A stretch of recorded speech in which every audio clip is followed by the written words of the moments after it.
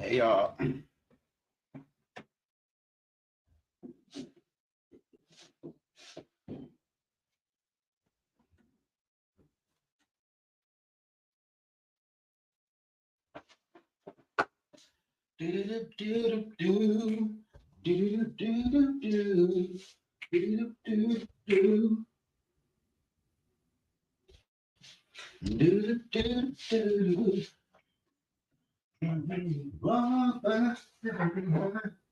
Talking sweet and looking fine. I feel kind of hectic inside. Oh, baby, I'm so into you.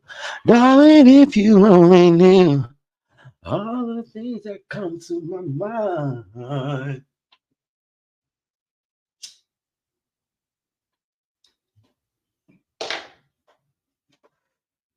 But it's just a sweet, sweet.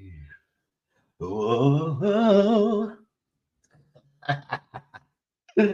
baby. Sweet fantasy.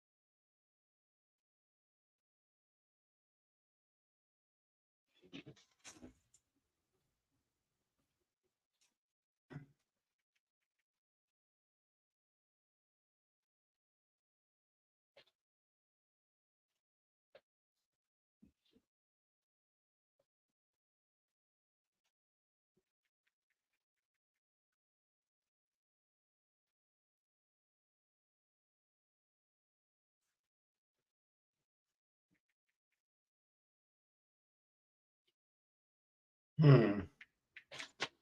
Hey y'all, what's going on? Can y'all hear me? Y'all leave a comment, the two of you.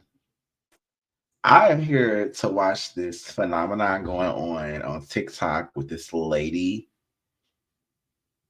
and her 52 videos of her explaining who the fuck she married. And I thought it would just be a great, hold on, let me get my banner up here so I can have my information. You feel me? Like and subscribe. But I thought this would be a great way for me to, like, bond with y'all, get me some people up in here because I need a following and I need some money. I've been working on my little videos, you feel me, for my YouTube channel. Follow me on everything on my YouTube at SIRLASWELL. Follow me on here on Twitch at SIRLASWELL. And also, I think Instagram is SIRLASWELL and my Twitter, SIRLASWELL. So, like I said, I would like to get into this video about this lady telling who the fuck she married. Now they have everything supposedly online. I just thought this would be a great way for us to, bond. Okay, let me see. They said this is the full series, and this is 4 fucking hours. It's 5 hours long. Well, anyway, let's go. Let's watch it.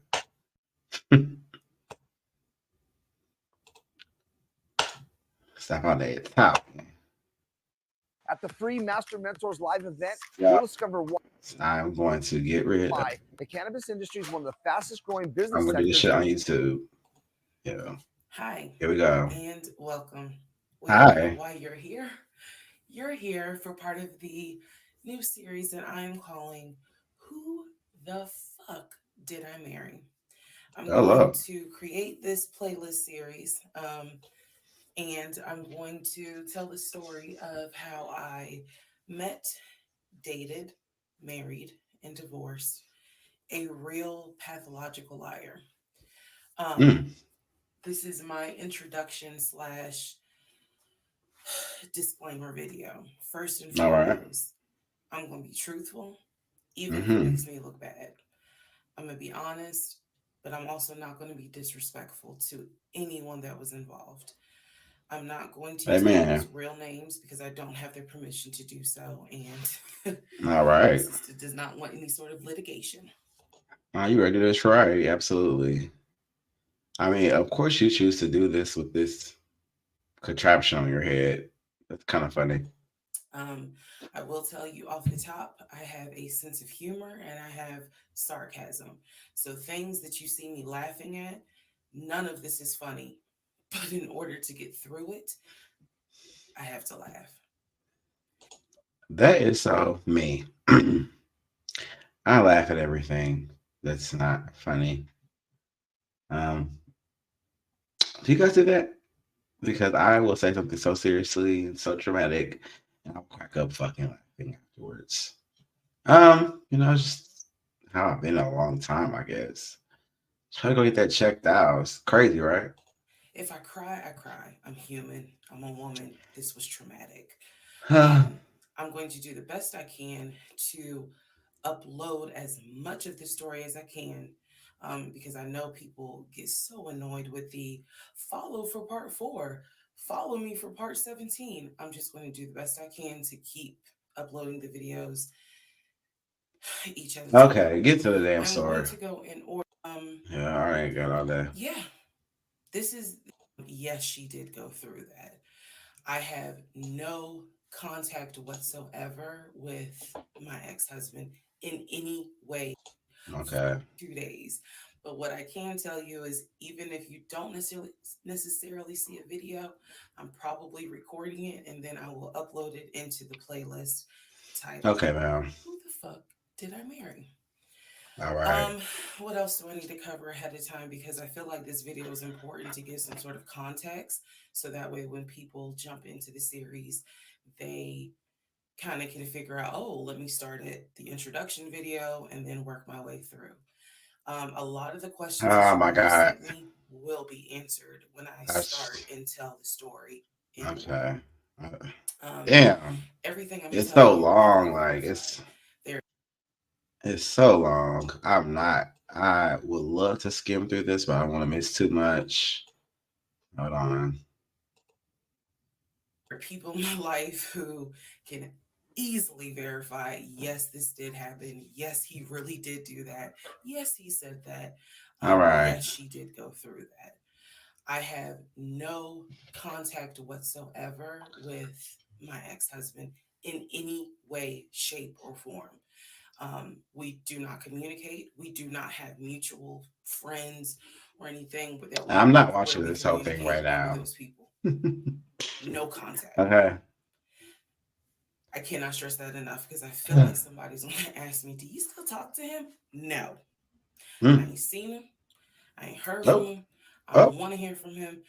And I will tell the entire story up until the last time I did hear from him and what happened. Um, Okay. yeah, this is my story. So, um, I am just a regular woman who thought she met the one, Oh. and I didn't. um, All right. Most people have never came in contact with a pathological liar. We typically come in We all contact have. with like a compulsive liar. It is not the same. A Oh. pathological liar has no reason for why they lie. Okay. And the lies that they make up, there's no limit to Right. the lie. Okay. That's Um, true. I was once a She right. psychology major in undergrad. I didn't graduate with a psychology degree, but I'm very comfortable saying that he was a pathological liar. He was a narcissist. And yes, there was some mental, in my opinion, mental health issues going on. Mm-hmm. Pathological lying part, Absolutely. Um, so I want to preface all this by saying you're going to probably think, what in the world? There's no way this happened. Everything you're going to hear me say actually did happen. Um, I never thought I was going to be in some sort of Lifetime movie, but I was. Right. Um, Okay. so I will read the comments as Oh my God. See, you know Hi what? everyone, my name is Oh my God. like I said. I think if you allow me to tell the whole story, Okay. So is things this will be answered. okay? So this is 2020. let's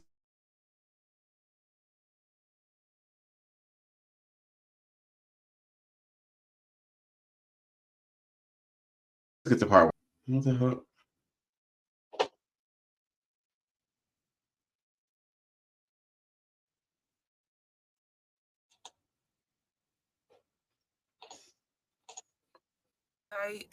And we also matched on Hinge. What the fuck going on? I did not My stream realize yard. that Sorry. he was on both under two different names. So one was his actual name, and the other one was a variation, like a nickname Okay. that he called himself. Different pictures. So it was a running joke between us. Oh, you ain't even recognize that you had matched with me on Hinge. No, I didn't. Mm. And also, that should have been a red flag. By the way, you will notice in this story, I called it the United Nations of red flags. It is so many red flags that, I mean, you would have thought I was colorblind because I ignored all of them. So, mm. anyway, back to the story. We met around March 4th. We exchanged phone numbers. He called me and we talked on the phone for the first time. In the first phone call, he told me that he had just moved to Georgia from California, from San Diego. His job had transferred him because he was being transferred in as the new regional manager for a major condiment company that is based here in Georgia. Mm. I'm not going to say the name. And so we also talked about his childhood. He told me he grew up in Philly. He's from Philly. Both of his parents were deceased. This is the first phone call. Both of his parents were deceased. His father was a Philadelphia police officer. His mom was a teacher. He also told me he briefly lived in Augusta with his family. He had two brothers and two sisters. He also had two half brothers on his dad's side. First phone call. So I'm just giving you guys the backstory. This was the first phone call we had. So we talked about family. We talked about friends. We talked about our jobs. At the time, I was working at Georgia State Patrol. And he knew this and he just thought that was like, wow, so you work with troopers all day. Yes, I did. Okay. Also, in that phone call, he explained to me that he used to play football. He explained that he used to play arena football. I know nothing about arena football. I know about NFL. I know about college. Go Dogs. But I don't know anything about arena football. So he explained to me that he used to play arena football. He used to work at I never Admiral. heard. And What the fuck? What is arena football? I'm gonna look this up. 'Cause I don't know. Oh, I mean, it is a league. 8 men, 3 leagues played under original. Oh, okay. This is a real thing. the off season of arena football. And I remember thinking on that phone call, oh, okay, like good for you. I don't know anything about arena football. And I believe I did tell him that I don't know anything about arena football. That'll come into play later on. So he told me, I just moved here. My job is paying for my housing and they are helping me to look for a house. He was like, I'm trying right now, I'm in Gwinnett County, but I'm trying to look for a house ideally in Atlanta, like Brookhaven, Sandy Springs. He was like, I really would like to Mm. move out there. And Okay. so I thought, that's great. Mm. You're looking to get a house. You just moved here. He was like, I don't really know too many people here because I spend all my time at work, and this job is really demanding. So that was our first phone call. We talked more. He talked a lot, which took me by surprise because I'm not really used to men talking more than me. Um, he eventually asked me out on a date. Our first date was set for Saturday, March 7th, 2020. Mm-hmm. He asked me what was my favorite restaurant. I said Cheesecake Factory. And so we agreed to go out at the Cheesecake Factory in a location that was in between. I lived in Clayton County Now she is a keeper. She like Cheesecake Factory. She's not too bushy. at the time. He lived in Gwinnett County. I realized that if you don't know anything about Metro Atlanta, that makes no sense. But basically, we lived about 45 minutes apart. So we agreed to meet at the Cheesecake Factory over at Perimeter Mall, which is in an area, Sandy Springs, Dunwoody area. I was excited. Like, I called my friends and was like, I got a date, blah, blah, blah. We'll Oh, see how it goes. First conversation was good. Hopefully he looks like his pictures because, that's always an issue with online dating. right. Mobile games are going big Y'all, I swear I'm going to pay for these YouTube ads to go away. Hopefully he looks like his pictures. So on my way to our date, I took Mm. 285, and literally right before I got to Boulder Crest, the exit for Boulder Crest, I heard a boom and I lost control of my car. Thank God that not thank God, but I knew what to do. So I did not crash, but my tire blew out.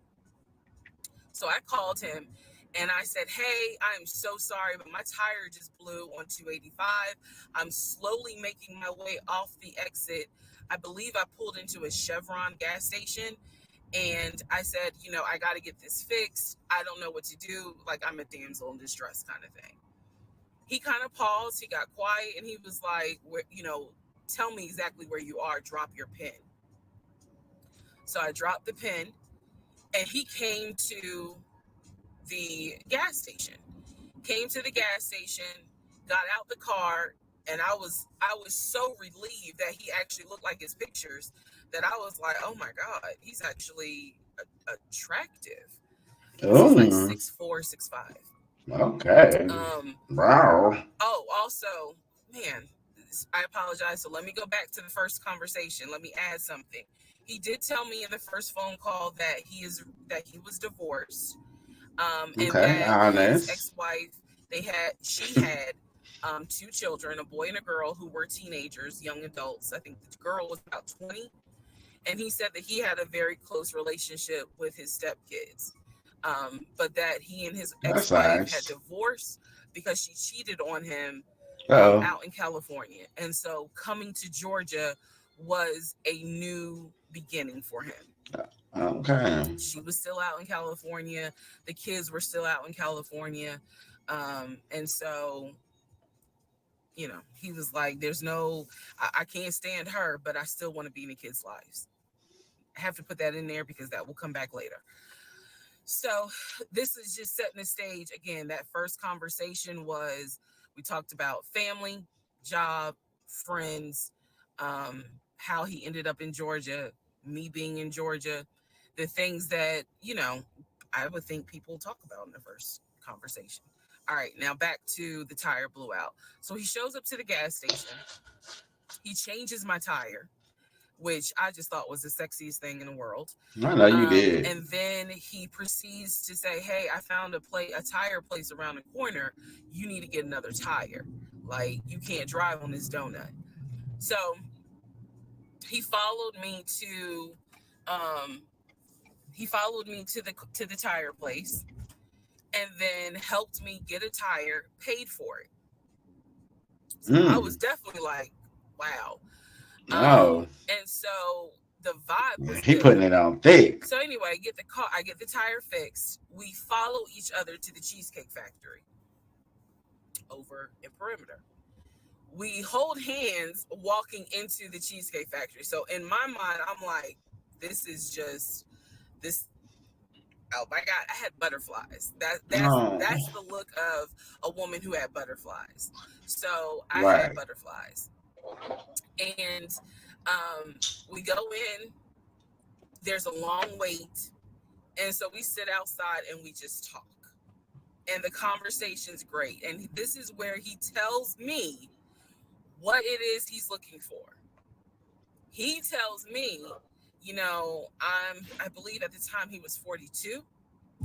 He was like, I want to get married and it be for real. He's like, my parents were married 40 plus years before Hmm. my mom passed away. Motherfuckers should And be I want that. lying. I want I don't marriage, know what they family, want. a house. Like that is what I want. He was like, I'm as a man, I'm ready to get married, but I want it to be for real because the first time, it really hurt me when she cheated on me. So he's telling me everything that I wanted to hear. And so he was Hmm. like, what is it that you want? And I said pretty much the same thing. I was like, I'm ready to get married, definitely want to have a family, and I want to marry my best friend. So Me we too. both put on the table that we wanted marriage. And this is the end of part one.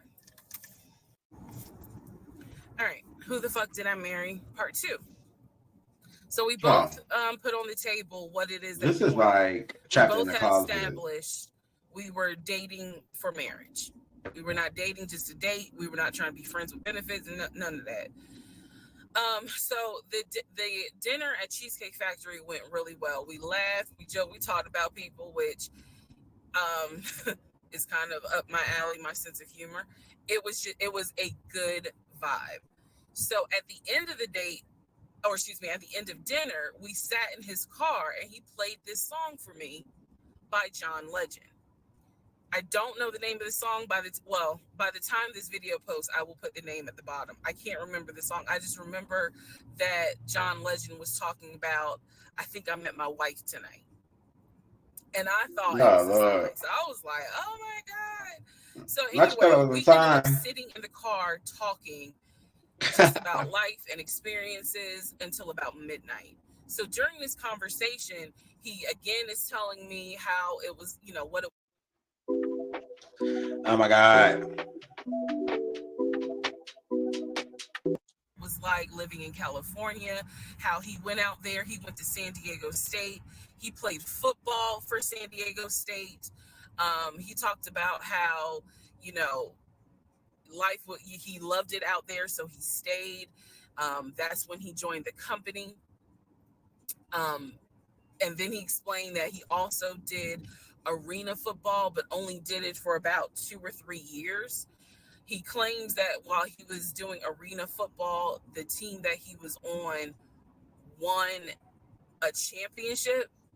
But again, keep in mind, I don't know anything about arena football. So I was like, okay, I didn't know that they had championships. And he was like, he got a little offended, like, yeah, they got championships. And, he I pissed was him off. on that team.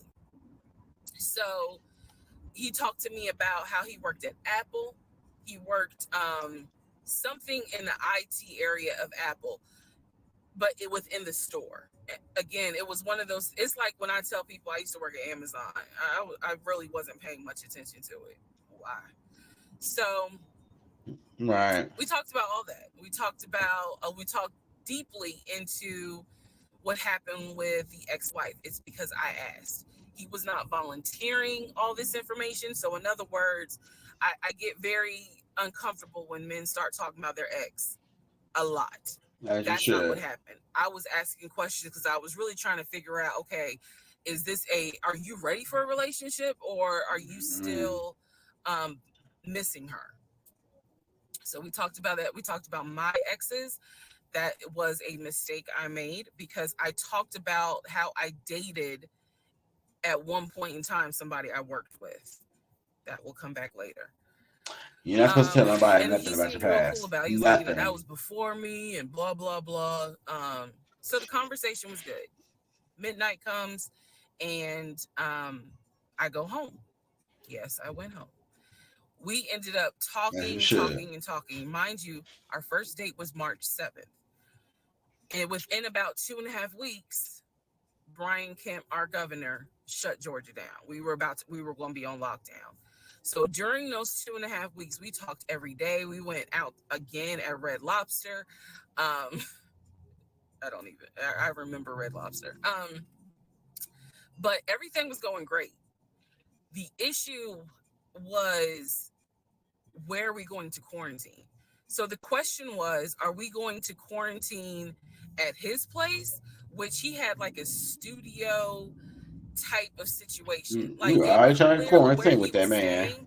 You could have been at I home. was like, it's like a studio apartment. That'd be, excuse me. Sometimes our first mistake, letting somebody in so fast and so like, you don't need to quarantine with that man. You don't even know that man. Sometimes we just get people all up in our space, like no boundaries at all.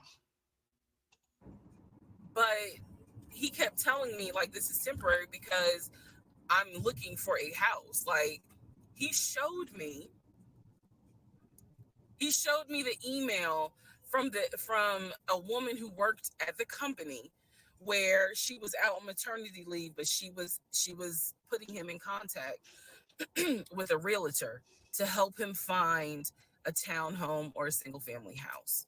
So I was just like, okay, this is definitely temporary. Like he's not trying to stay here long term. And she was apologizing in the email. I'm so sorry, this should have been taken care of before you got here, but it wasn't. Da, da, da, da, da. I saw the email. I read it. I read the email. So the decision was, are you going So to I'm quarantine watching at the that studio, or are we going to quarantine in my house? this 50 First mistake I made. Well, there's a part, lot, but this was a mistake I this made. 50 plus So, part ladies, video caution moment. on who the fuck is Lady During one of Mary. our dates, You should join me. because on keep my in mind, Twitch. in those 2 weeks we were seeing each other quite a bit.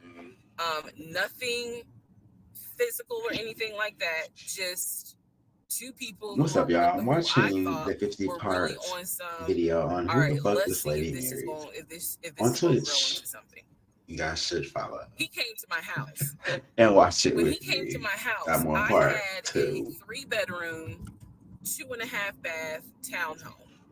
He was What's in a up, y'all? I'm studio. watching the Now, 15 I'm telling you parts guys all of video this on who the fuck is Lady in Mary order of how on it happened. Twitch.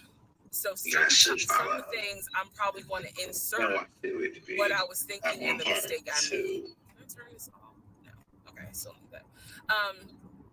And What's I up, say y'all? that I'm to say watching the 15 that I did parts not video realize on who the inviting fuck him is to Lady my Mary home on Twitch.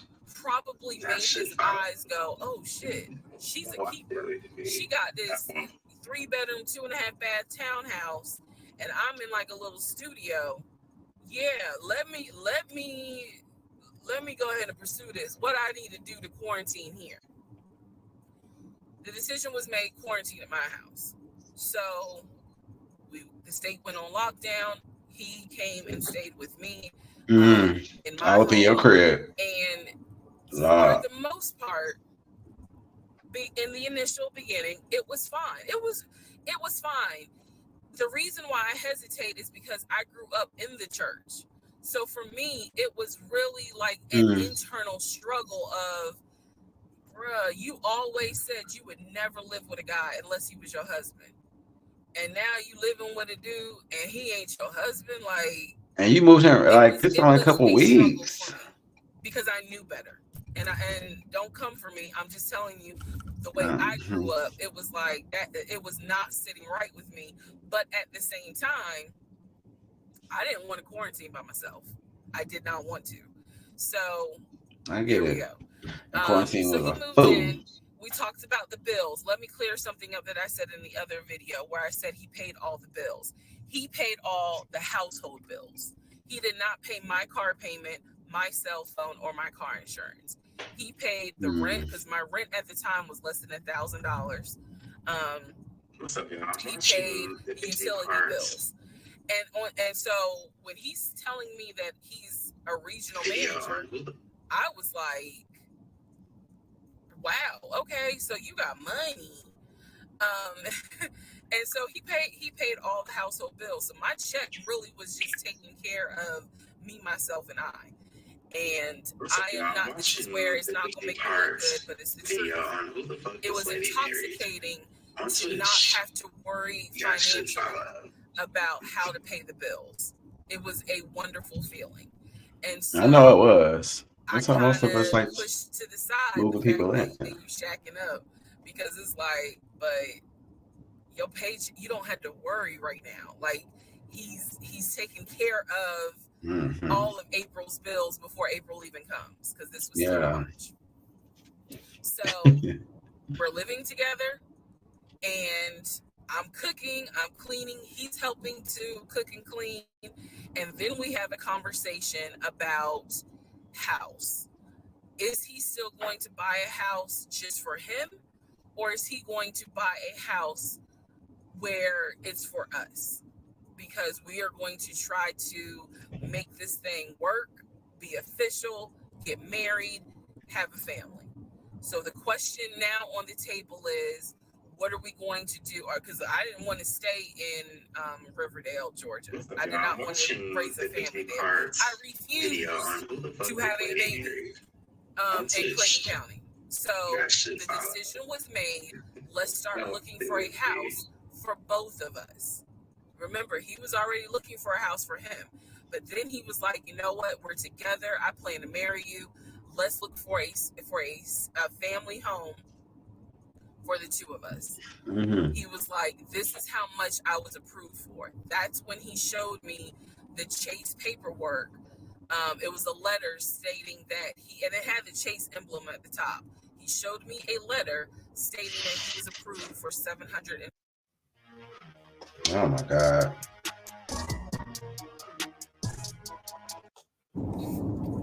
All right, part 3. Who the fuck did I marry? So this is when he showed me a letter from Chase with the Chase logo at the top, stating that he had been approved for a mortgage for a $750,000 mortgage, or a $750,000 house. So he was like, we can't go over 750. And I said, I remember asking him, can you afford the mortgage on a $750,000 house? Because I know I can. This is when he explains to me, I told you how I played arena football. I invested my money really well. So he said, I have money that will help pay for the mortgage. He was like, we're good. Like, I'm financially, I am okay. He was like, that's why I'm able to get approved for $750,000 mortgage. So he told me that his money was in different savings accounts. He said he had an account with Chase Bank, he had an account with US Bank, and he had an offshore account. This is what he told me. The offshore account, I was like, why? And he explained something about, the US, the US imposes taxes on money when you have a certain amount in US banks. He was like, so everybody knows that it's smart to have some money in an offshore account. Y'all, look, I live paycheck to paycheck. I was like, okay, that's whatever. I said, Right. so you have Behind your the tax bracket. money to pay for a home. I'm also holding in my hand a letter from Chase saying that he was approved for $750,000. So I went off of what I saw. Right. So we contacted a realtor. I won't say his name, but man, if he ever sees this TikTok, I owe this man such an apology. But we contacted a realtor who was based in Cobb County, because I was very adamant I wanted to move back to Marietta, Smyrna area in Cobb County, Georgia. He was fine with that. His whole attitude was, you're going to be my wife, happy life. So I met a realtor. I would find houses that I wanted to tour. Keep in mind that this was COVID. So at the time, we could not tour a home. It would have to be a virtual tour. So this particular realtor, we found a house in Douglasville, Georgia, not Cobb County, but nevertheless, it's in Douglasville. I was fine with Douglasville. So we found a house in Douglasville, Georgia. The realtor did a FaceTime tour of the house. The house was really a nice home. 5 bedrooms, 4 baths. So we did a FaceTime tour of the home, and the home was listed, I believe, roughly 400 and something thousand. I really liked the house. I could see myself living there. I could see us living there. Could see us with the kid there. This is now April, just for timeline purposes. This is April. So he really liked the house. He was like, you know what, we'll put an offer in on the house. He was like, if you like it, because again, it was COVID, we weren't going to be able to see the house in person because the family still lived there. So he said, I'll put an offer in. We'll see if it's accepted. I said, okay. So he puts an offer in. He's telling me he put an offer in. I need to clarify some things he told me and the things that I actually saw. So for this house in Douglasville, he told me he was putting an offer in.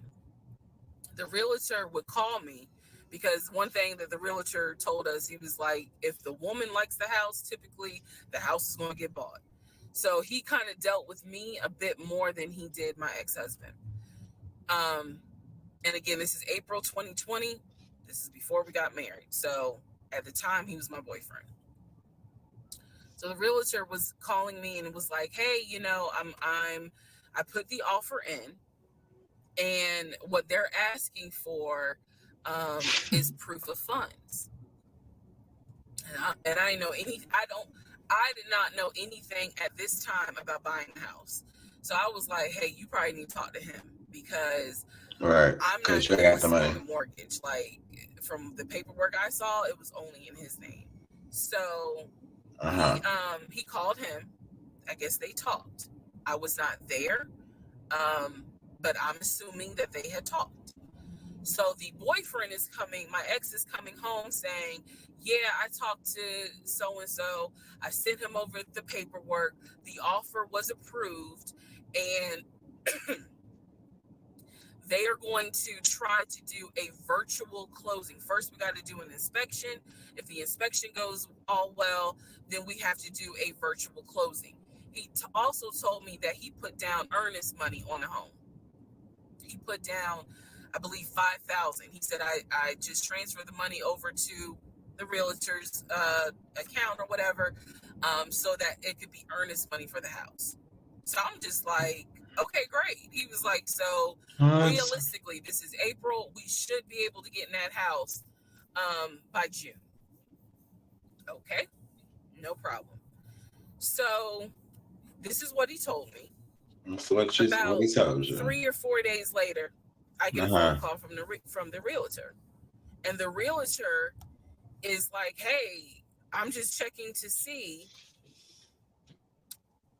what you guys want to do about that house." So I was confused. I'm at work, and I said, "Oh, I was told that he put an offer in," and the realtor was like, "He did? I didn't know that he put an offer in." And I said, well, why wouldn't you know? Like, he told me he put the offer in, and he had paid earnest money, $5,000 earnest money. And so the realtor was like, well, let me call him and find out what's going on with that, because I didn't know anything about it. All right. So red flag, of course. So I call him, and he, in true narcissistic nature, he flips the script and he like goes off. He's like cussing, going off, like he shouldn't, excuse me, I have the hiccups. He shouldn't be calling you. If he has a question, he should call me because I'm the one that's on a mortgage. He was like, and now it's going to be an issue. And I said, well, did you put the offer in with him or not? And he said, no, I did not put the offer in with him. I put the offer in with a friend of mine who is a realtor, so I can give him the business. So Oh, I did not no. hear from that realtor again. So I was just like, is the house under contract or is it not? He was like, yes, the house is under contract. This is how crazy things work out. About 3 days later, on Realtor.com, I'm looking at the house because I was trying to figure out in my mind how I'm gonna decorate. It shows the house is under Period. contract. So showed my boyfriend. My boyfriend's like, I told you it was under contract. He was like, I like, did you not believe me? And I ain't had the heart to say, hell no, I didn't believe you. Like, it seemed too good to be true. But once I saw the house was under contract, I absolutely believe that, okay, this We're is under moving in. contract with him. Right. Like, yeah, we're about to do inspection. We are about to move. Mm-hmm. And so we had driven by the house because, again, keep in mind, a family's still living there. So Right. we had driven by the house. At this point, he was like, I want us to start looking for furniture so that way we can go ahead and order it. So when it's time to move, the furniture is ready because, you know, it takes like 6 to 8 weeks sometimes for Mm-hmm. furniture to be delivered if they don't have it in stock. Like, he was very methodical and planning and saying, this is Living a what we whole need fake to do. life. So we started going to Home Depot, Lowe's, because we had a printout of what the sellers were going to take. They were going to take the appliances. He had a printout. Let me be clear. He had a printout. So it said on there that they were going to take the appliances. So we needed to get a new stove, new refrigerator, new microwave, all that stuff. So we went to Home Depot and Lowe's, and I went ham. I chose all these new appliances, and That's here's your where we dream get house. into the shopping. Oh my God. Your dream house. Oh, love. Kimberly calculated Well, from Paris, in you look out good, away. bitch. All right, part 4. So we go to Home Depot, we go to Lowe's. I'm choosing all these appliances. He's taking Having a pictures of ball. the SKU number. We had representatives helping us, and he basically Yeah. explained to them, "Hey, we're buying a house. We should be closing sometime in June. Can we order this stuff now? Can I put a hold on it? Like, what can we do? Because we're not ready for delivery." I stood there as the Home Depot rep said, we can hold it in our warehouse. Like, you can buy something and we can hold it. People do it all the time, especially with COVID. So I watched him pay. I want to say it was about it was either 350 or 500. I watched him pay a deposit on a whole new set of appliances for them, and they were going to hold it until we were ready for delivery. I watched this. So I was like, okay, good deal. Like, we got the appliances. Next, let's go to Rooms to Go and Ashley Furniture and find actual furniture. So we went all around Rooms to Go. We went to Ashley Furniture. We went to American Signature. And I saw all these things that I wanted. Again, he's taking pictures of it. He was like, I can go online and order it. No, you were I just didn't think racking anything and of it because, shit. again, I just saw that we held the appliances. So I You was like, got okay, that's appliances. fine. He's ready. So April turns into May. Mm. May 2020 comes. This is where things start to get a little interesting. A little shifty. May comes, and obviously we had not done inspection.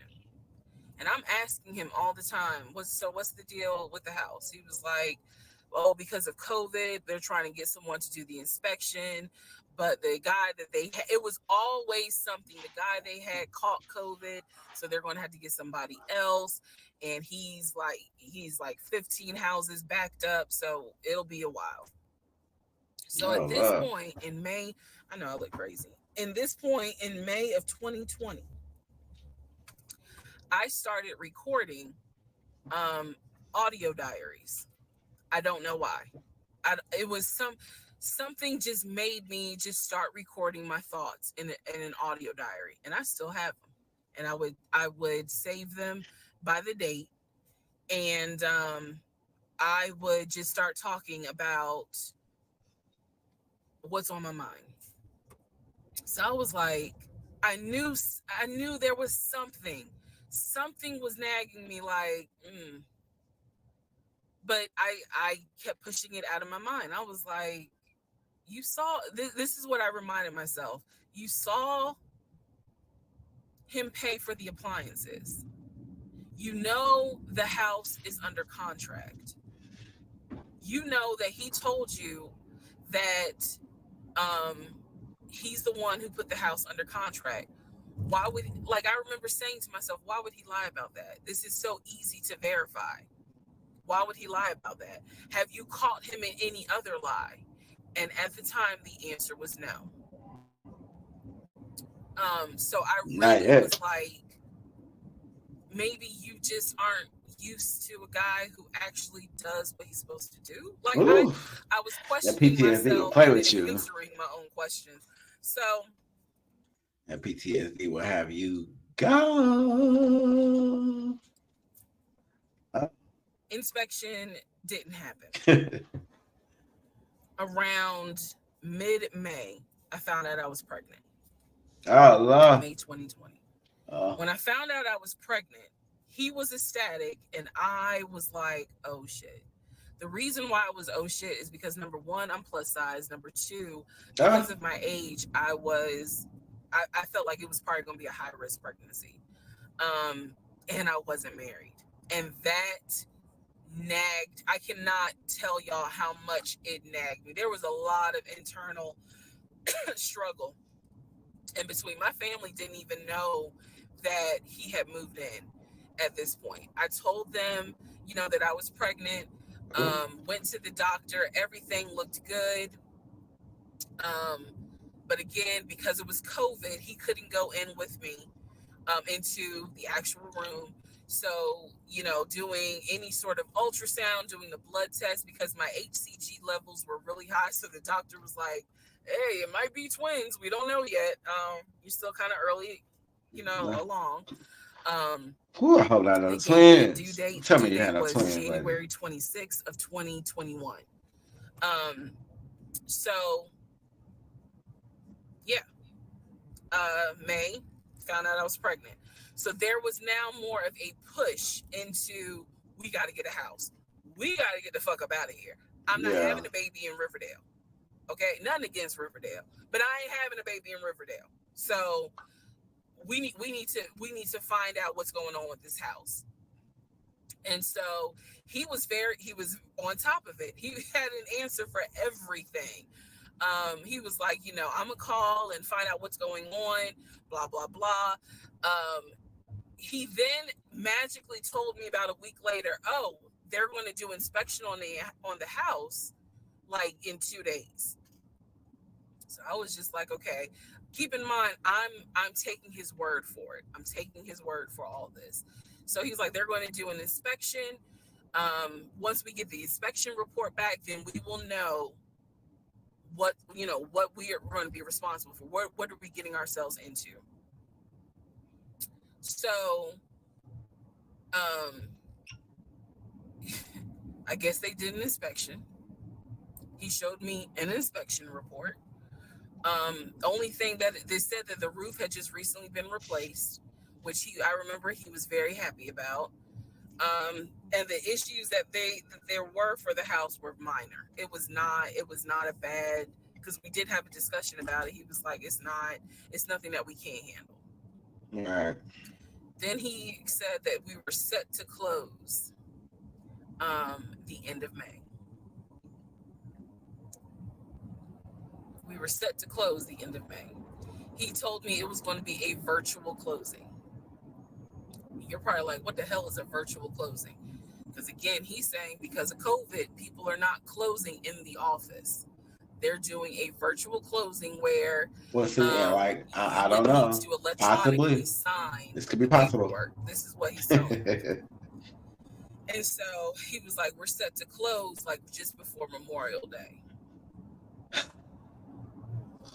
And so, for some reason, again, there's You still need to that go. You nagging need to contact part. these people. For some reason, Who is the realtor? I Who didn't is the start packing. realtor? So at this point, ma'am, you met this man. You moved him in only a couple weeks after meeting him because of COVID. You then got pregnant really quickly, and you have really no real proof of a house that you guys supposed to move in soon. He just has excuse after excuse after excuse. Why you ain't call nobody yet? Who is his realtor friend who he wanted to get that coin from? Lord Jesus, we too deep in, and I hope you don't have twins. Anyone that knows me will tell you I hate moving. I've done it enough in my life. I Me hate moving, too. but I Fucking did had not it. start packing up that house at all. I was just like, you know, I'm pregnant. My body was changing so fast that it was Yeah. like I could barely keep my eyes open half the day. Um, and so, no, I didn't start packing. And I remember I did record, again, I was recording audio diaries just about every day.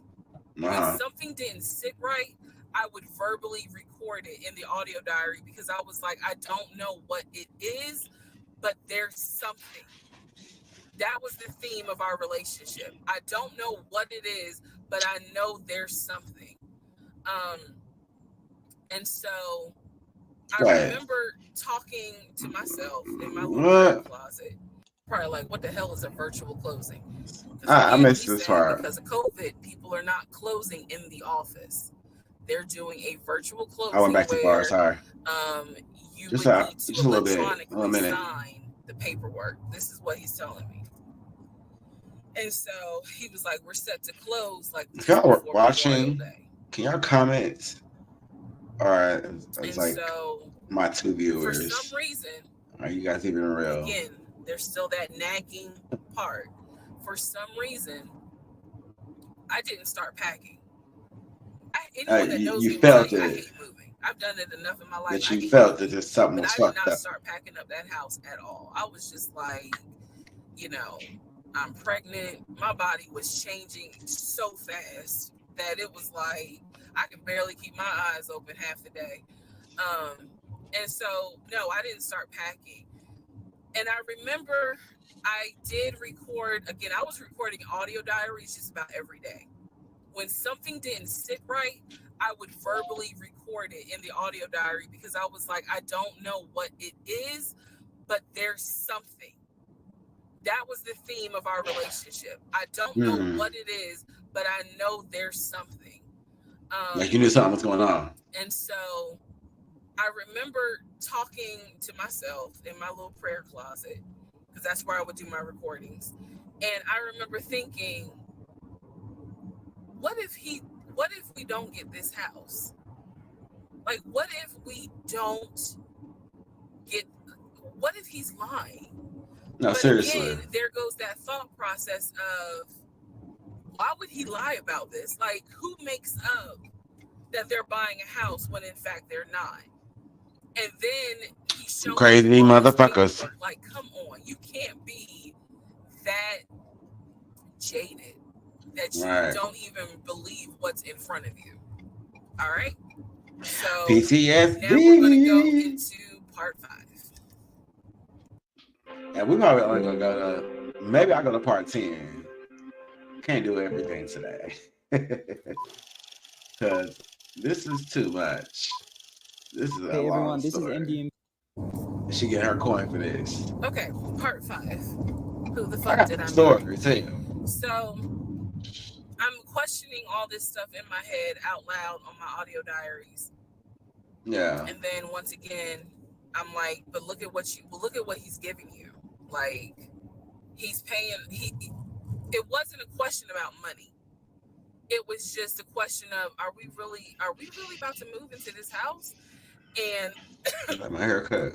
keep in mind, he's paying all the household bills. He still is. So Right.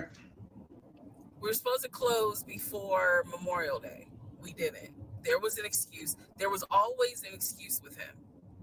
Always an excuse.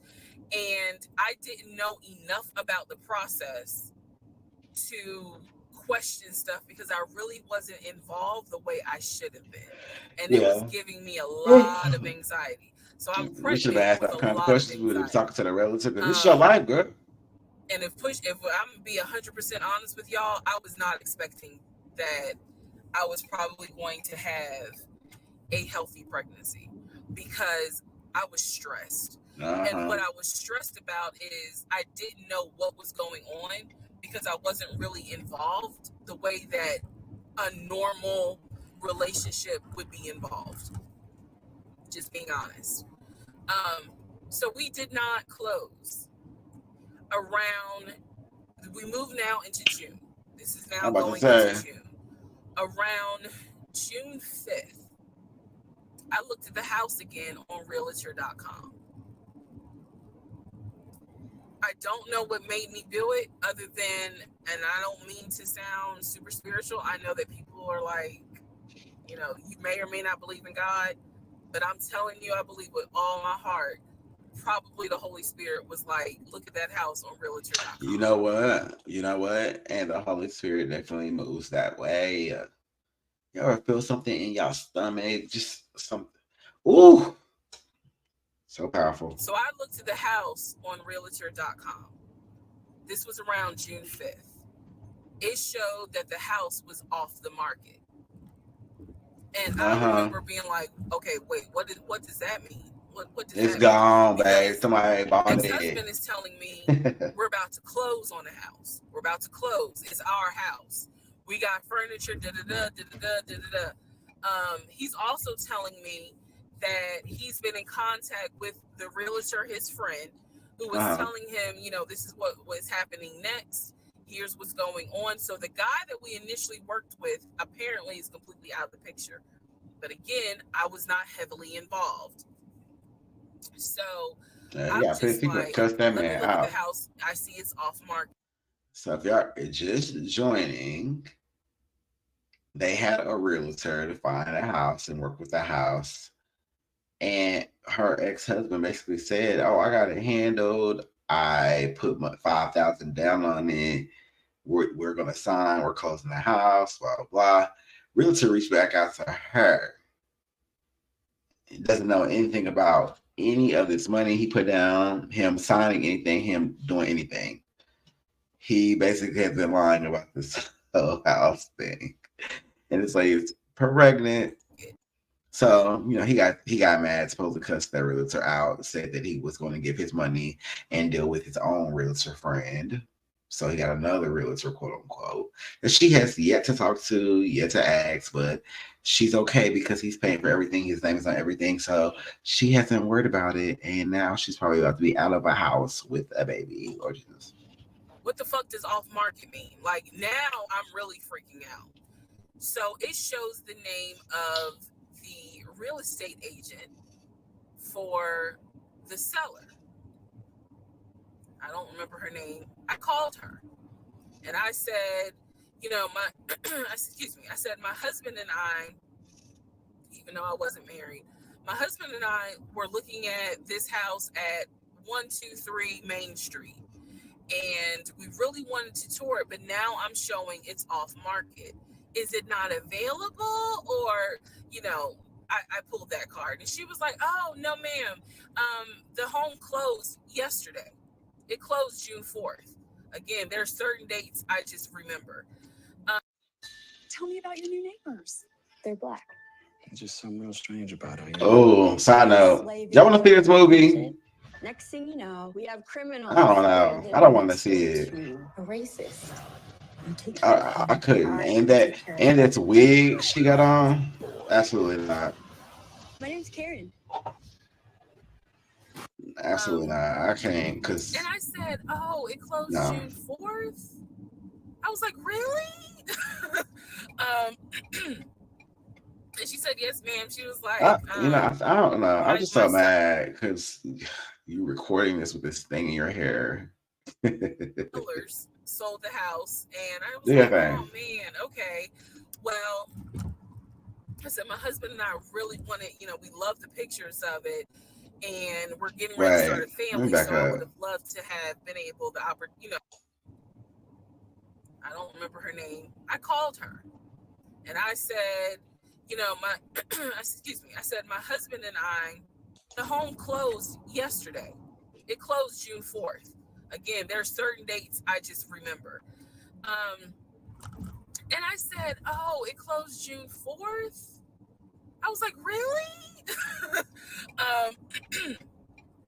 And she said, yes, ma'am. She was like, my sellers sold the house. And I was like, oh, man, okay. Well, I said, my husband and I really wanted, we love the pictures of it. And we're getting ready to start a family. So I would have loved to have been able to, have the opportunity to see it. I asked her something. I don't remember the specific question I asked her. And I know why I asked the question, because I was anticipating that my boyfriend at the time was going to have some sort of excuse. So I Right. asked her something about the buyers. And I remember, and somehow, again, forgive me, I don't remember the question I asked her. But the answer was that it was an older white couple. And y'all needed one of those things. So I get off the phone with her. I record an audio diary. And in the audio diary, I specifically say, okay, there is no house. He's going to have to get out of this lie somehow. Because now I realize, at the very least, he was lying about him being the one who was under contract. Right. I knew enough about that. So I was like, because y'all know, you don't know a white couple. How is he going to get out of this? Again, I've listened to the audio diary in 2024. I literally said in that audio diary, how is he going to get out of this lie? And I was trying to think of ways on how he's going to do it. And something said to me, because I say it on the audio diary, I said, he's going to say it's a bad deal. And he's going to say he wants to pull out. Y'all keep in mind, I am pregnant. So I had a decision to make. As ugly as this decision was, I made the decision, you're about to have a baby with this man. He's paying all the household bills. Let him get out of the lie. And that's what I did. I purposely made the decision that I knew he was going to come back, and I knew he was going to give me some bullshit on why he couldn't buy the house, because he didn't know that I knew that house is already sold. The house is already sold. With so many choices on Booking.com, there are so many Tina Feys I could be. So you're saying you let him get out of the lie that you knew he was lying about something as big as y'all not having a place to live, and you're pregnant. And this is the part where I said, I'm going to be honest, even though it's going to make me look bad. Because most women in their right mind would have been like, I'm out. And I didn't. So, sure enough, he came home. He didn't really say anything that day. The next day I asked him about the house. Wow. And he said, my friend, the realtor, he was like, I'm talking to him because something's going on with the interest rate. And when he said that, I felt so much relief, because I knew that I had been prepared for, he's going to give me some bullshit. So when he said there's something with the interest rate, I said, you know what? This is literally what I said, y'all. If the interest rate isn't good, then we shouldn't move there. We should probably let this house go.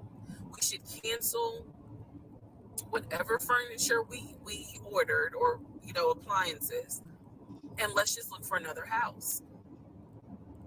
I said I would like to be moved before the end of the year, I said, I really don't want to be 9 months She giving pregnant, him like moving extra into a chances. house. Oh my I god. would like to be done with this before then. And the way I said it was so calm. And he was like, okay. He was like, I'm going to call the friend, the realtor, and tell him I'm backing out of the house. That you knew And somebody I else send my had earnest already money had. back. And I remember looking at him. I was standing in the kitchen, and I cocked my head to the side, and I said, okay, get your earnest money back, and let's find another house. And so that's how that first house fell through. Okay. So, fast forward. I keep looking at this to see how much time I have, because they only give you 10 minutes. So this is part 5. Part 6 is coming up, but subsequently, what ends up I've been on here happening for the an next hour and week, 5 minutes. which is mid-June, I was at work, and I started cramping, started bleeding. And at this point, my doctor, I had just had an ultrasound earlier that day. So I went to work because the ultrasound was fine. I went to work, and the cramping and the bleeding started, and I started crying because I kind of knew what was going on. Yeah. And my doctor had called me and told me that when they did the ultrasound, they did not see a heartbeat. So she was like, this pregnancy is not going to be viable. So I'm crying, hysterical. You stressed And now out, we're man. going to get into part 6.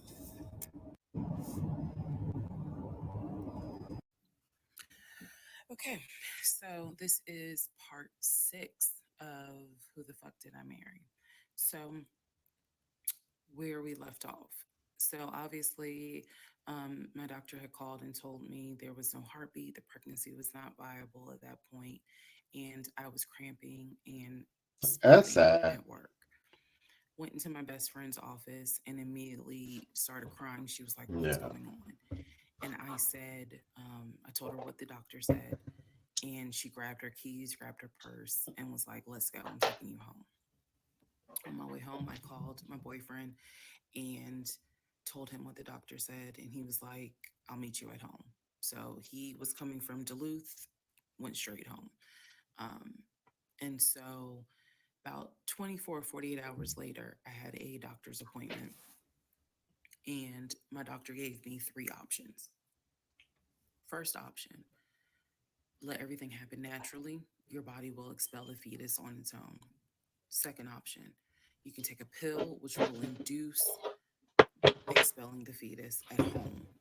The pill basically will cause you to contract and expel. The third option was to go into the hospital and Oof. do a DNC. Y'all I wouldn't be did going through not so want to do a much. DNC because I did not want to be in a hospital with COVID going on. All right. And for whatever reason, I did not do the option of let it happen naturally. So I chose to do the pill. His birthday was June 17th. My ex's birthday was June 17th. So the decision was made, we're going to celebrate his birthday that day, go out to eat. And then that night I would take the pill because we both were off from work the next 2 days, next 2 or 3 days. So went out to eat to try to celebrate as best we could, and then took the pill that night. That night was the most traumatic, excruciating pain I've ever put my body through. I bet. I do Yeah. not Oof. recommend any woman, if prayerfully you don't have to go through that, but I don't recommend taking that pill. If you don't have to, don't do it. I spent the whole night in the bathroom, just crying in so much pain. They gave me a narcotic. I couldn't take it because I found out I was allergic to it. So it was causing me to like projectile vomiting. It was a mess. So, and he was right there. He was scared that he needed to take me to the ER. But in the morning, the pain kind of subsided. So about 72 hours later, I had another doctor's appointment where the purpose of this appointment was to do an ultrasound to see if everything had passed. Everything Right. did not pass. So because of that, my doctor was like, we're going to have to do a DNC. Um, my DNC was scheduled for the first week of July. My boyfriend, my ex, was going to take me. Um, that was always the plan. 2 days before my procedure, he comes home and tells me that he is up for a promotion. He's up to be promoted to VP. Because of this, the president of the company, excuse me, is coming in, He just and it was going he to be made a this up too. scheduled business meeting he had to go to. The business meeting was scheduled for the day of my surgery. And so I'm throwing a fit because I was like, you there's no way you can do that meeting. Like, I need you to take me to the hospital and all this other stuff. And so he offered to have his sister take me to the hospital. Apparently his sister lived in Douglasville. I was like, no, because I've never met her. Like, I know I'm not having a stranger take me to the hospital. No, this is a Lord private Jesus. situation. I don't want to do that, blah, blah, blah. So my You don't aunt, even know whose this man. You don't know PhD his had offered to take family. me, and then my friend who took me home And from you, work had offered to take me. So at that point, we get into an argument because he's like, my sister is, you about your family, so why can't she step in? And I was like, nah, because I don't know her. Period. you don't know him. So So my friend offers to take me to the hospital because I was all distressed that he's saying Yeah. he has a business meeting and he can't take me. Yeah, that's fucked up. You don't take me to this motherfucking doctor. Fuck your business meeting, bitch. I'm having So I your. remember being I'm. on I I. 75 on the It's because of connect you. on the phone with her crying because I was so embarrassed that he wasn't going to be the one to take me and that I was needing to rely on someone else to take me to Right. the hospital in order to get a DNC done. And she was really great. She was like, girl, this is why you have a village. Like, it's okay. Things happen. The world is crazy right now. I will take you. Oh, You're she a my good baby friend. girl. Right. So he did not take me to the hospital for my DNC. My friend did. She could not stay because of COVID protocol. So when they wheeled me into pre-op after I got checked in, I texted him and was just letting him know, hey, here's the update. I'm about to, I'm in pre-op. They're going to get me prepared to go back to the surgical ward or whatever. And the response I got was from his new executive assistant named David. Uh And when oh. he told me he was up for the promotion, he did tell me that part of getting this new job would be that he would get an executive assistant named David. And he did tell me, I'm going to make sure that I inform David if you get a text from this number, meaning from me, pull me out of the meeting because she's my fiance's having um, a procedure done and I'm picking her up, so it's important that you come get me if it's something serious. So I text him. David responds. He said, yeah, Mr. Blah blah told me that you are having a procedure done. If you need me to get him, I can go get him. He's in a meeting. Just let me know what you need. And I just said, no, don't bother him. I'm just giving an update that they're about to take me back. And David responds and says, I'm so sorry you're going through this. Please let me know if there's anything I can do. So I have the procedure. I wake up and I am now in recovery. Mm-hmm. I should be in recovery 45 minutes up to an hour and a half. I wake up, first thing I ask, and I remember asking, is where is so and so? The nurse who was so sweet, she was like, everything went well. You're doing great. She said, we spoke to your fiance. He's on his way. So I said, okay, okay. I kind of dozed back out, but I could still hear everything that was going on. I just could not keep my eyes open to save my life. So I hear her talk to the other nurse. And that's when she said, yeah, Dr. So and so called her fiance and his executive assistant picked up. And the executive assistant said that he was in a business meeting and that, you could relate to him what you need to say and he'll, he'll tell the fiance. And my doctor was like, hell no, HIPAA. I need to speak to him.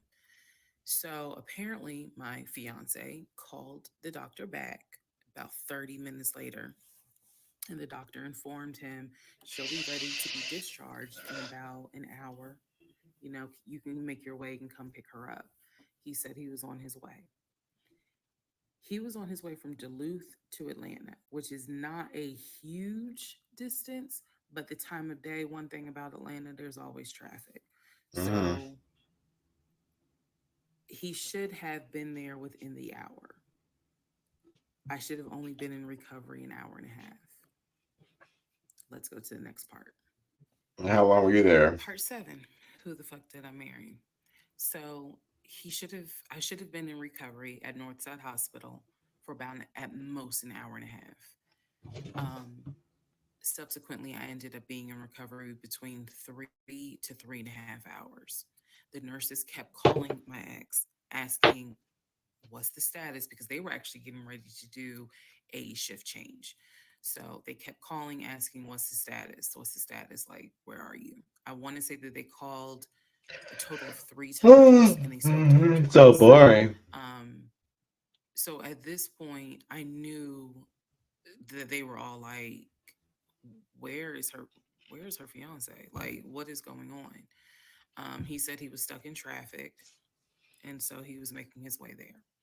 He eventually did get to Northside Hospital, and they wheeled me down because, again, he couldn't come in just because of the protocols. So when I got in the car, and I'm in pain, but yet drugged up, couldn't keep my eyes open, couldn't really, I was just out of it. But I remember him calling my aunt and my mother and letting them know I picked her up. We're on the way home. Let me get her settled, and then I'll give you guys an update. I remember that. What I Mm-hmm. did not know was that he had texted my aunt and my mom and asked them to not bother me for like a week. Like, just please don't reach out to her. Let her just rest. I am from New Jersey. I am from an African American family. You don't tell my black mama or my black aunt that, Okay. please don't bother her for a week.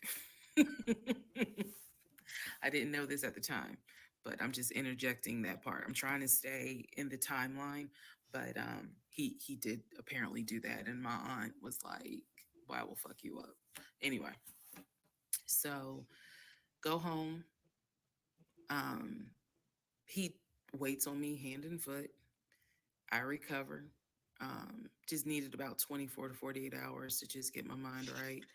Um, during this time, in between when the house in Douglasville fell through, we had not talked about a house. So I guess it was about a Right. I month mean, what to later talk after the about? DNC. Child would talk to motherfucker He either just about no asked house. that, do you want to start looking for a house again? Excuse me, I have hiccups, y'all. Do you want to start looking for a house again?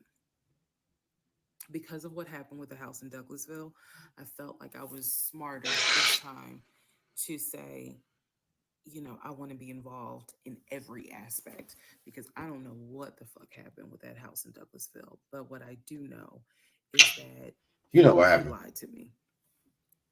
I didn't think, I didn't know then what I know now. I just knew he lied about putting in, or excuse me, I knew he lied about being under contract. So I told him, I said, I don't want to work with your friend who I've never met, never talked to. I know that he has talked to him because he's talked to him in front of me. And I'm going to demonstrate on one of the videos how he used to do his phone calls. Don't worry, it's coming. So we found a new real estate agent, really nice guy. His name was Scott. I am using his real name. Really nice guy. Um, and we told him what the budget was. And Scott was like, okay, when you guys are ready, we can start looking at houses. Try to look for houses that are empty because you can actually tour those. If it's a house where someone's already living in there, chances are it's going to be a virtual tour because of COVID. Oh my god. So I found a house Yeah, I don't know if I can sit through that like I 50 of these. absolutely in How y'all doing total, that for real? we must have looked at about 15 houses. I have to break this I up. found a house in Smyrna It's been an hour and 20 that minutes. I absolutely loved. That's I toured the house. $922,000. Everything about this house was perfect. The house was listed for 699,000. It was a brand new construction build. The only issue was that the basement was not finished, and he wanted the basement to be his man cave. Um, Again, I went with him to tour this house. So this was already feeling very different than the situation in Douglasville because we did Uh-huh. not actually tour the Douglasville house. We only did a FaceTime virtual tour. This house in Smyrna, we toured. We toured this house more than once, um, and it was gorgeous, fucking gorgeous. So we talked about it. He said that he had the money. Um, Again, the price was $699. He said he felt comfortable putting in an all cash offer. If you remember on the videos before, he told me he had money in his savings from when he played An football. all So cash when he said an offer. all cash offer, even I knew you you got that kind of money, like where you can cut a cashier's check for 699,000. And he told me he did. He had money in savings from when he played football, and he was very comfortable paying all cash for this home. So the real estate agent, Scott, sent over the paperwork. The paperwork was sent in both of our names, it was sent to my email. That was another thing that I changed after Douglasville. Everything gets sent to me, and then I will be sure that he signs it. So he sent it to me. I looked over the offer. We were going to put in an all cash, full price offer with a request to have the basement finished. Also, we were requesting for the seller to give us an answer within 24 hours. Um, we were requesting a quick closing. These are just some of the things I remember. I remember 24 hours, like I didn't want to wait on y'all think about it. 24 hours, All let us right. know if you're accepting the offer or not. And then also a quick closing because it was a new construction. So we didn't have to wait for Mm. the current tenant to move out. We didn't have to do that. So I watched in our bedroom as he pulled it up because it was a electronic document. He signed his name to the offer for $699,000 cash. He requested again, the seller let us know in 24 hours if they were accepting the offer. So we submitted So, the offer at around 6 p.m. We were requesting that by 6 p.m. the next day, they let us know if the offer was accepted. so, I watched him sign the offer. okay. I sent the offer back to Scott from my email. All parties had signed. Scott texted us and said, I got it. I'm submitting it. I will let you know what they say. Let's go into part 7. Your father believed in the rules. I'm only going up to 10. But the heart was not meant to rule. My allegiance is to you. I want to see that movie. Sorry. Let's go into part 8. Good grief, this is getting long. No, it's been a long bag. So I just want to clear up some things that I realized is kind of creating some confusion. So just allow this video to serve as a stop sign Let's clarify. First of all, the story, background. He was born in Philly, raised in Philly, Okay, come and on, break moved down. to Augusta. Clarification video. Story is that he moved to Augusta for high school. After high school, he went to college at San Diego State. Enjoyed San Diego State, stayed in San Diego for quite a while. Got married in out in California, had a house in California, played arena football out in California, but his family was back here in Augusta, Georgia. He still had a lot of family up in Philly, but for the most part, he had a sister in Augusta, he had a sister in Douglasville, he had a brother in Baltimore, he had another brother in Philly, and he had a brother in Nashville. So I just want to clarify that in terms of um, not the demographics, but the geography. Born in Philly, came to Augusta for high school, went to San Diego State for college, played football, stayed in San Diego State, excuse me, stayed at San Diego, got married out there, but still had quite a bit of family here in Augusta, excuse me, here in Georgia. He also had a sister, I think I said, who lived in Douglasville. I have physically met his aunt who lived in Augusta. I've met his brother who lives in Augusta. I have spoken on FaceTime with a brother who lives in Baltimore.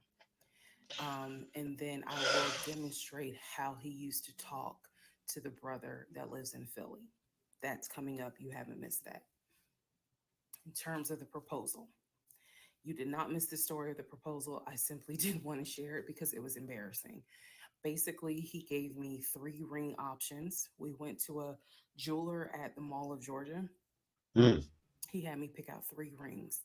I told him which one I liked the most because I knew it wasn't a romantic proposal at all. I knew which ring I liked the most. I told him which one. He basically said, "When I'm ready, I'll give you the ring and I'll propose." Oh wow. Fast forward um, about, I guess it was summer because I was actually pregnant when the ring came. We were sitting at the dinner table. He took the ring box out of his pocket, slammed it on the dinner table, and I was like, "What is this?" He was like, "Open it." I opened Oh. it. Inside was the ring that I had wanted, that I had chosen at the jeweler. And he was like, "All right, so this means that you're going to be my wife." Oh wow. That's I deep. was pregnant. So, again, when I asked y'all to give me grace, it's because there are certain things that's just like, girl, what was you thinking?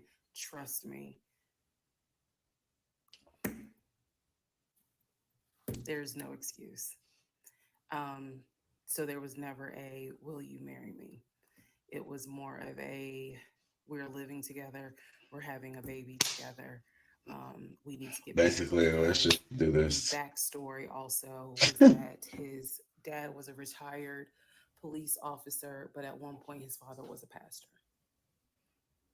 So he Um, could quote the Bible like nobody's business, as we all know. So can Lucifer. But anyway, wow. he could quote the Bible like no one's business. That's And facts. so, Come on, say okay, Lucifer. That was a good one, man. I mean, and you're so dead ass right. That wasn't a joke. and I was wearing a ring. I will find a picture and I will try to post it. But I was wearing the ring. Don't worry, there's more to that story as well. So just want to clarify some things Lord for the people Jesus. who were like, wasn't it weird that he had a sister who um, lived close, but he's from Philly? So I just wanted to definitely bring clarity to what he told me was the backstory. Born in Philly, came to Augusta for high school, went to California for college, played football at San Diego State, played football and arena football, worked at Apple, and then joined the condiment company in California, who then transferred him back to Georgia. He was married in California, and he told me he got divorced in California. That is important as well. That will come up again later. Um, and so the ex wife At this point in time, at the time that I'm telling you, part 7, which is the last video I just posted, the ex-wife lived in California with her 2 kids, his 2 stepkids. The 2 stepkids were 17 and 20 or 21, but they were that age group, and he was saying that he was very close with them, so he wanted to keep a tight relationship with them. Right. um, and he talked to them, if not every day, every other day. When I say, when I say this, I need y'all to understand. When I say that he talked to someone, it means that he was on the phone in front of me talking to the person. I hope that because I will touch back on this. He was on the phone in front of me talking to the person. So he talked to his siblings every day. He talked to his aunt almost every day. He talked to his family the way I talk to my family almost every day. Um, and again, I will demonstrate how he used to do the phone calls. I will also demonstrate how he used to do the work phone calls because he called Oh me Lord. every single day from work. And he would talk to people while he was on the phone with me. And I could hear people in the background, but that's a whole nother part. So again, buckle your seats. I promise I'm reading your comments, I'm reading your questions, but I wanted to bring this video just to clarify some stuff. Hopefully this Okay. helps. And honestly, I know people are fascinated by this, but more than anything, I hope that there's a woman watching this and she's saying to herself, okay, it's time for me to ask some questions. That's my hope. Okay. At least you got like a. Your little baby is. At least you have a reason behind this as well. All right, part 8 of Who the Fuck Did I Marry? So we submitted an offer on the house in Smyrna. I sent it over to Scott, our realtor, Oh and Lord. next day comes. Scott asks if we can take a phone call. So he Mm-hmm. calls us and tells us that the offer was not accepted and Oh. the builder did not do a counter offer. We don't exactly know why. Um, we don't exactly know why he didn't accept it, but the bottom line is that we figured out later on that he didn't want to finish the basement. So the offer was not accepted. The house fell through. I was okay with that because, again, I knew he had put in an offer. Right. So we continued looking at other houses. We found another house in Smyrna that he really liked. I thought that it was way too big for just the two of us. Um, and so the price of this home was much higher than the 750,000 that Chase had approved for the mortgage. So, what he explained to me was that he was willing to do the $750,000 mortgage, and he was also willing to put a significant amount of the money in savings on the house, which meant that he was now comfortable going from 750,000 up to about 900,000. Mm-hmm. Again, Mm. his whole explanation was, I have the money where I can put down a substantial down payment, bring down the price of the home, and then basically mortgage the rest of it. Right. So that was now the plan. I was not comfortable with a home over $900,000. Um, but again, keep in mind, I saw the Chase paperwork. So I Oh was my like, I just feel more comfortable sticking at the God. 750,000 mark. That's Mm. what you were approved for. Let's go with that. By this point, this is now fall of 2020. Um, we have been talking about marriage. I had my ring. He had made VP at the company. And again, he was calling me every day from work. Um, the I need to kind of explain how the company was ran because when you think VP, you would think he would be in an office. It was a condiment company. So they actually were producing the condiments. And I'm not saying the name of the company on purpose, but they were producing the condiments in this particular plant location. So a lot of times he would simply tell me that he walked the floor, um, checking in with his subordinates, basically. Now, how did he go to work? For the most part, at this point, he left before I woke up.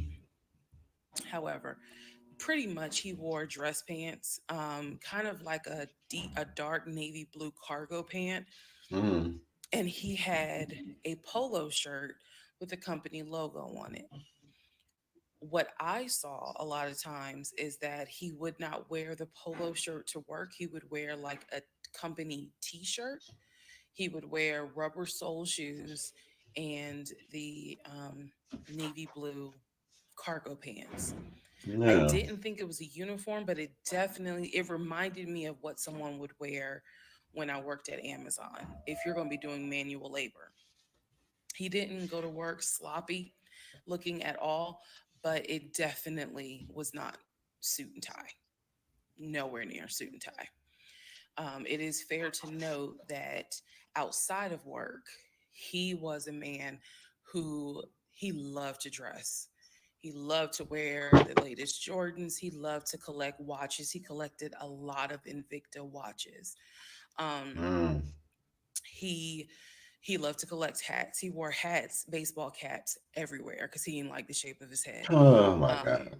so I in terms of probably, how he dressed casually, the man if I knew he could this, I dress. probably would never In terms of ever how he dressed for watch work, yeah, he didn't dress someone's like a story like nigga. this ever But his again. excuse was, I I'm want to know what constantly happens, but walking I'm bored out the of my production motherfucking floor, and I can't be in a mind. suit and tie walking the production floor where But they're this is the creating the condiments that we're if this selling. all falls So by apart, this like point, again, this is fall.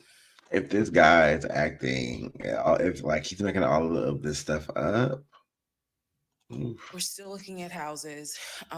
We're still touring houses as much as we can because it is COVID.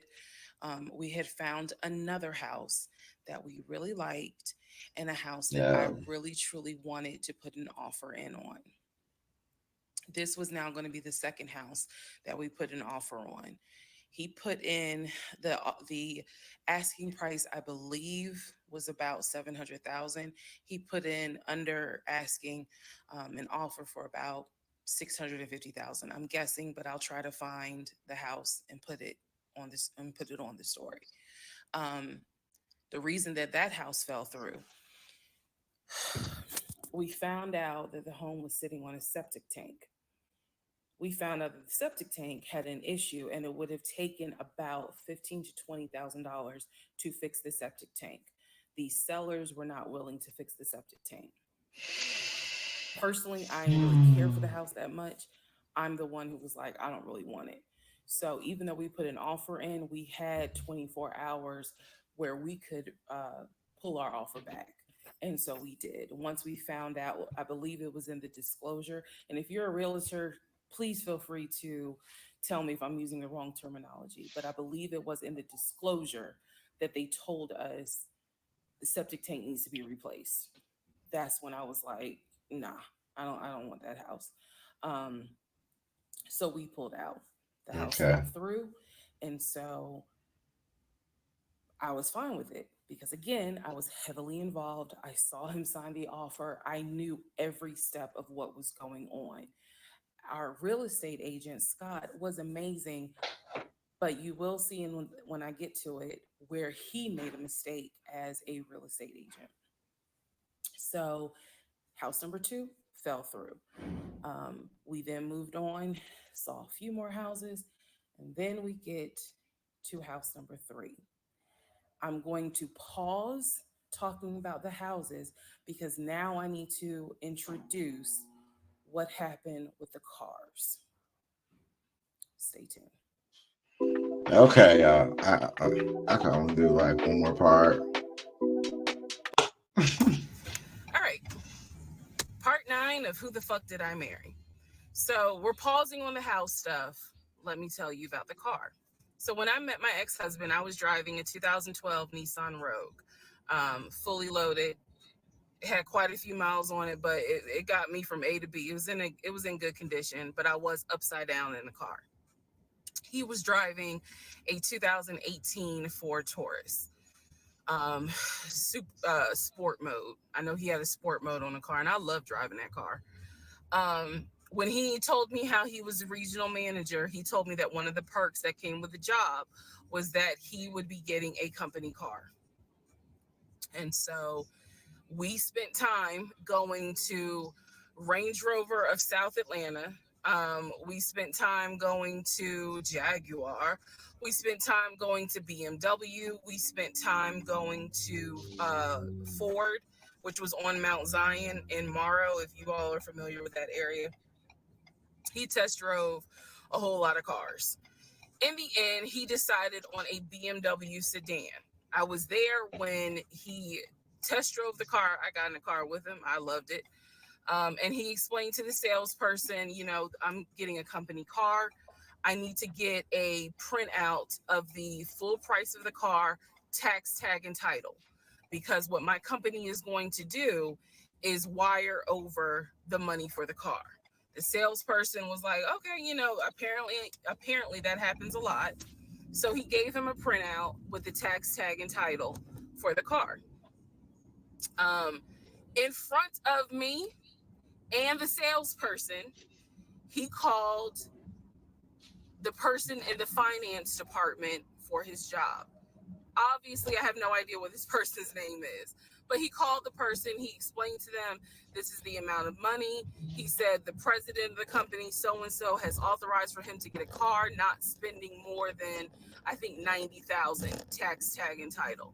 The BMW came out to just under $90,000. And so I remember this conversation so fucking vividly. So he's on the phone in front. I'm sitting down, the salesperson sitting down at their desk, and he's like, they put me on hold. And so he's like, I guess the person comes back and he says, the price of the car is blah, blah, blah. He was like, give me a second and I can send you a picture of that printout that shows tax, tag, and title for the BMW. He gets off the phone. He takes a picture of it. He sends it to whoever. He waits about 10 minutes. He calls the person back. He says, did you get it? Apparently the person did get it. But the person who can actually physically do the wire transfer had gone home for the day. So what he says to the BMW salesperson, he's like, okay, we're going to have to do this tomorrow because so-and-so went home for the day.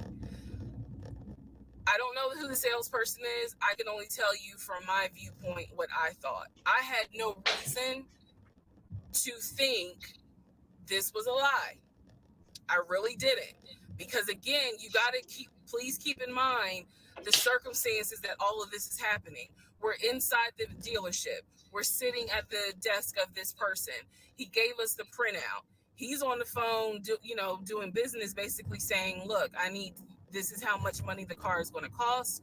He's taking a picture of it. He seemingly is texting someone saying, this is how much, this is proof of how much it is. Then he asked the BMW salesperson, I need your wire transfer information. The guy got up, rushed over to, I guess, their finance area to get the bank wire information, because obviously you have to wire it a certain kind of way.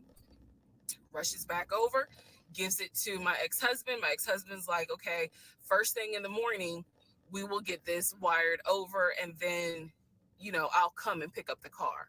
My fiance, will drive me up here to pick up the car. So we leave. He felt like, because at the time that this all happened, I was pregnant. So he felt like, look, we're about to have a baby. I don't want you driving that Nissan Rogue. I want to get you something more secure, something new. I really wanted a Kia. I really wanted a Kia Telluride. And he was like, well, let's look at the warranty. This man knew a lot about cars. He knew a lot about the warranty. He knew a lot about the depreciation value. And so he did talk to me a lot about what will we get the most for our money.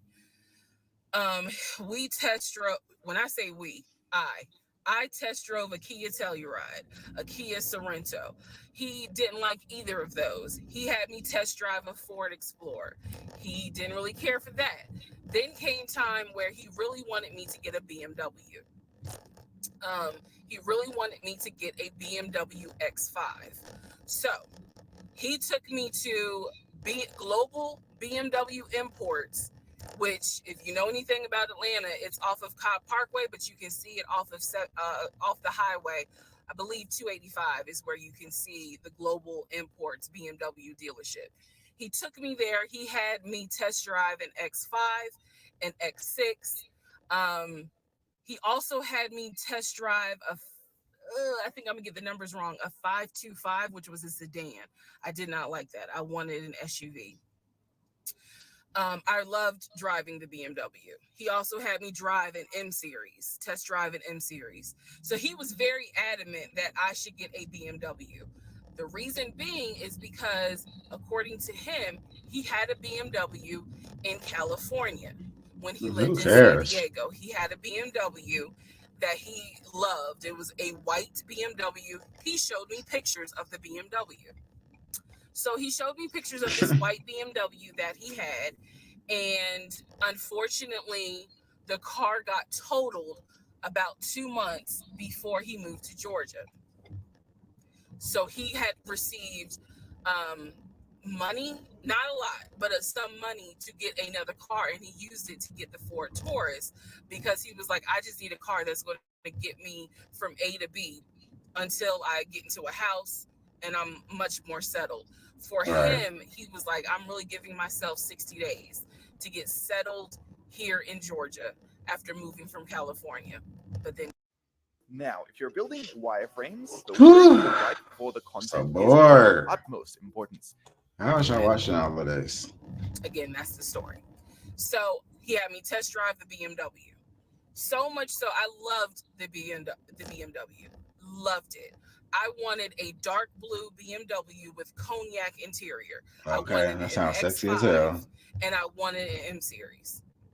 So I can clearly tell y'all that's exactly the car I wanted. We were online looking for that particular car because not every dealership had it. I was okay with a black BMW if needed. But I really wanted dark blue, and I really wanted that cognac colored interior.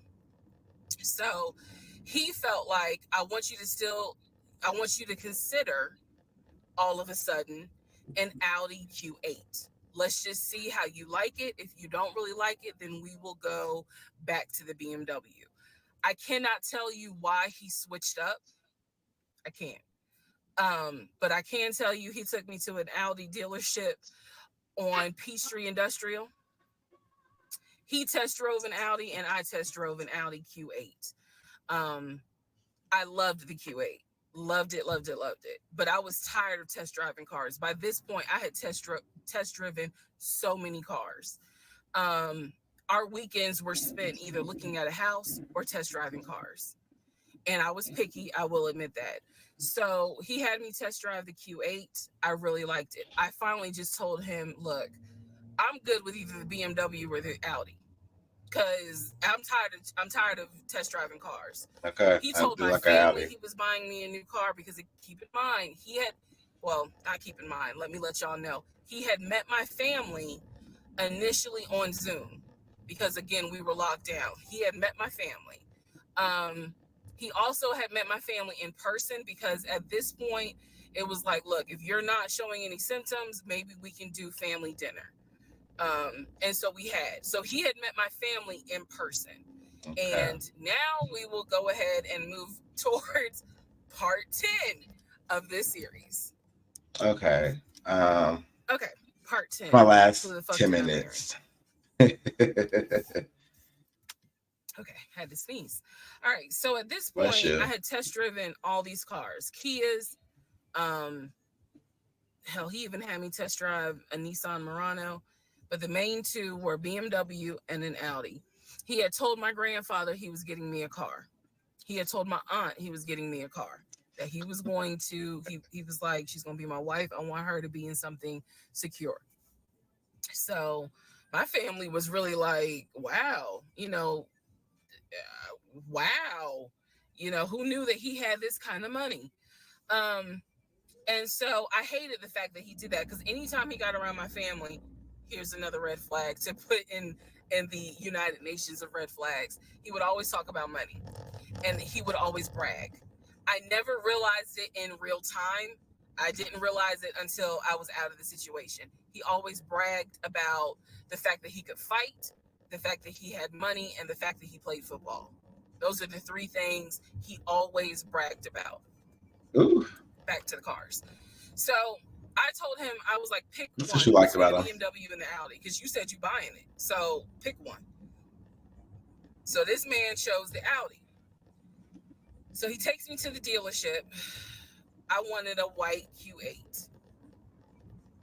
He does give me the printout of how much it's going to cost, tax, tag, and title to get this Q8. Gentleman who's helping us gives him the printout. He's saying he's going to pay this money for the car out of the savings account that's offshore. That's the story. That's what he's saying. Uh-oh. So he apparently is red flag. asking the guy, is there a holding fee? Can I pay a holding fee to secure this car while I'm working to get the money transferred? Because obviously with COVID, it's going to take long for the banks to transfer the money. Side note, I need everyone to understand, one of the reasons why he was able to get away with the stuff he got away with is because we were on lockdown. It's crazy because it's now 2024, but I don't know, do we all remember how it seemed like a lot of stuff stopped in 2020? Now, keep in mind, that's not an excuse I'm making, because shit still got done. But in terms of business as usual just was not happening in 2020 at this time. So when he's saying, oh, it's going to take a while for the bank to transfer the money, the gentleman who was working at Audi he didn't make a face. He didn't blink. He was like, I know it's going to take a while because of COVID. So basically what ends up happening is we leave. He has the printout. He calls the bank, or he calls his financial advisor, who does have a name. The financial advisor's name is Eric. I feel comfortable using certain people's names, especially if we find out they didn't exist. So he calls Eric. He tells Eric in front of me. If you find out they didn't exist, I need to transfer $72,526, whatever the amount was, because I'm buying a car for my fiance. This is the bank account information. Do you need me to give it to you over the phone, or do you need me to email it to you? Pause. I can't hear what the person's saying, but that's what he would do. Do you need me to give it to you over the phone, or can I email it to you? Okay. All right. Give me a few minutes and I'll go ahead and email it to you. All right. Let me know. I'll call you back to find out if you received it. Okay. Hang up. So I'm hearing this because, again, I'm not paying attention to, did I hear anybody on the other phone? Did I hear anybody on the other end? So he proceeds to type up an email, type up something, telling him this is the information that we need. I didn't think anything of it. He called me at work the next day to tell me that the money was sent to Audi, that he called Audi and he confirmed with Audi that they received the money. What he told me is that the car is going to be delivered to the house. Y'all, it's not that I lived in the hood, because I didn't, but I did not live in an area of Clayton County where you would have a brand new Audi delivered to your house. So I remember saying to him, I don't want that car delivered to the house, not yet, because I need to put that car in the garage. And my Nissan was I only had a 1-car garage, so my Nissan was in the garage. So he said, okay, well, let me call them back and change the delivery date. Can you be home or can you do a half day? So he's asking me, can you work a half day so that they can deliver the car and you will be home for it? I said, yes, that's fine. Because again, it's COVID. I'm working from home anyway. I only had to go in the office 2 days a week. So I'm at home the next day. He told me the car would be delivered between the hours of 1 and 3. Obviously, between 1 and 3, nothing happened. So 3 o'clock, I called him. He's at work. He sends me the voicemail. He calls me back. I said, it's 3 o'clock. No one ever came with the car. What's going on? And then I remember I was like, well, do I need to call Audi myself? Because I thought that you handled it. But if you didn't handle it, do I need to call them? And so whenever I would suggest I will handle it, he would get very, very defensive. Red flag number 472. Yeah. So he was like, no, I will call Audi. Don't do anything. I'll call Audi and find out what's going on. Okay. So I'm at home chilling, cooking dinner, normal night. He calls me back and says, yeah, the car was stuck on the truck in Spartanburg because apparently that's where their deliveries come from.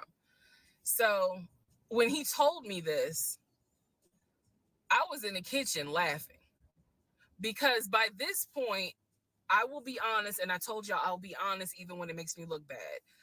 I was guilty of, on one hand, I believed him, and on the other hand, I was like, let me see what lie he come up with. Let me just see.